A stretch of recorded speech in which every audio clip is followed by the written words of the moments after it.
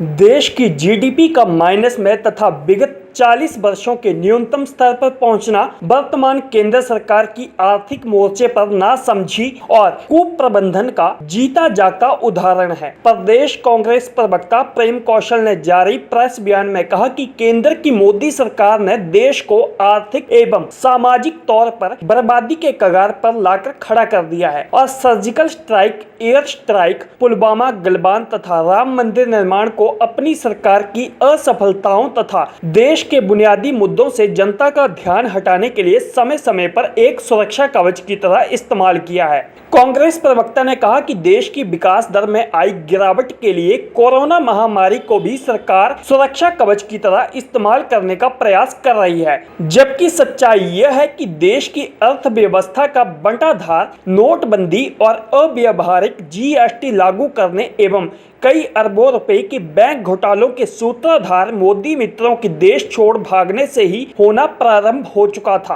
प्रेम कौशल ने कहा कि विकास दर, बेरोजगारी, कोरोना सब मोदी सरकार के नियंत्रण से बाहर जा चुके हैं, क्योंकि वर्तमान सरकार ने देश के एजेंडे पर कार्य करने की बजाय भाजपा के एजेंडे को प्राथमिकता दी और इस संदर्भ में डॉक्टर कफील के केस में उच्च न्यायालय ने फैसले ने दूध का दूध और पानी का पानी कर दिया है तथा भाजपा के सांप्रदायिक चेहरे को बेनकाब कर दिया है। आज देश में सामान्य विकास दर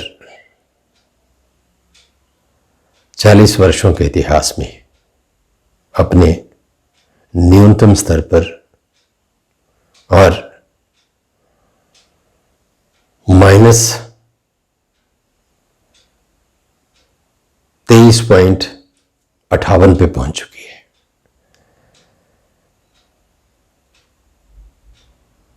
ये हालात वर्तमान सरकार का जो आर्थिक कुप्रबंधन है, नासमझी है, उसको पूर्णतः उजागर करता है, स्पष्ट करता है। नरेंद्र मोदी जी के नेतृत्व वाली भारतीय जनता पार्टी सरकार ने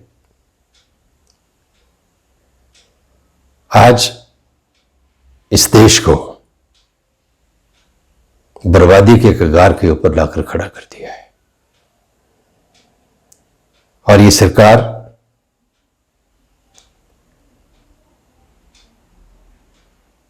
जीएसटी, नोटबंदी,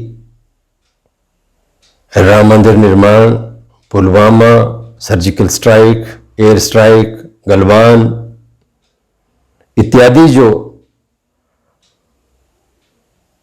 मुद्दे हैं, इनका इस्तेमाल देश के अंदर जो आर्थिक हालात हैं, बेरोजगारी है और अनेक तरह की समस्याएं हैं, उनसे हटाने के लिए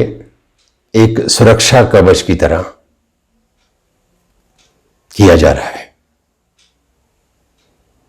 आज देश की जो विकास दर है, उसको लेकर भी कोरोना महामारी को एक सुरक्षा कवच की तरह इस्तेमाल किया जा रहा है।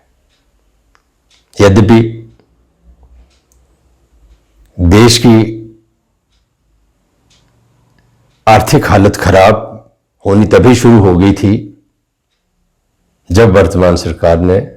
नोटबंदी और जीएसटी जैसे अव्यावहारिक निर्णय लिए थे। वास्तव में देखा जाए तो केंद्र सरकार ने सत्ता में आने के उपरांत, चाहे वो उनकी पहली टर्म थी, चाहे अब का हिस्सा है, इसमें देश के एजेंडे के ऊपर काम करने की बजाय भारतीय जनता पार्टी के एजेंडे के ऊपर काम किया और इसी का परिणाम है कि डॉक्टर कफील को लेकर जो निर्णय हाई कोर्ट का आया है और जिस तरीके से उनके ऊपर लगे आरोपों को हाई कोर्ट ने खारिज किया है, हाई कोर्ट का वो आदेश भारतीय जनता पार्टी के सांप्रदायिक चेहरे को पूर्णतः बेनकाब करता है। और कांग्रेस पार्टी का यह मानना है कि केंद्र की भारतीय जनता पार्टी सरकार ने और भाजपा की प्रदेश सरकारों ने देश और प्रदेश की खुशहाली के लिए काम करने की बजाय, लोगों की खुशहाली के लिए काम करने की बजाय, भारतीय जनता पार्टी का जो एक देश के अंदर सांप्रदायिक ध्रुवीकरण करने का एजेंडा है, लोगों की भावनाओं को भड़काकर